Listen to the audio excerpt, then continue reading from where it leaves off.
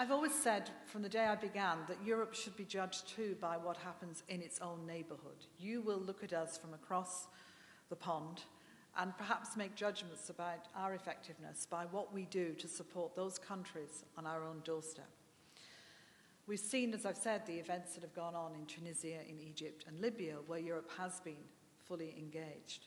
But also we're seeing changes going on in countries like Jordan and Morocco, where the reforms are beginning to take shape, more to do, but being led, in both cases as it happens, through the monarchy. We want to translate all of this change into permanent and lasting democracy. And I've coined the phrase deep democracy to describe what I mean. Because sometimes when you think about democracy, we think about an election. And an election's a really important part of democracy. It's the expression of democracy.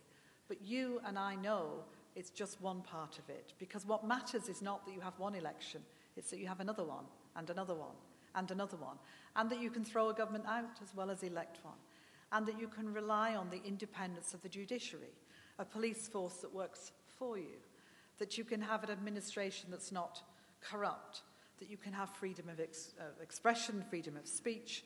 That you can have a thriving civil society of people who in their own way hold those institutions to account. Deep democracy, democracy with roots. And it takes time, but you need to put the saplings in the ground if you're going to have the deep roots. So what we're engaged with is trying to help those countries understand and develop that deep democracy. When I went during the fighting to Benghazi in Libya, I met a lot of extraordinary people. But I remember particularly meeting one young person who, in this group of young people I was talking to, said very simply, "We want what you've got. You wake up every day and you have democracy. It just exists for you. You don't have to think about it. It just is there. That's what we want."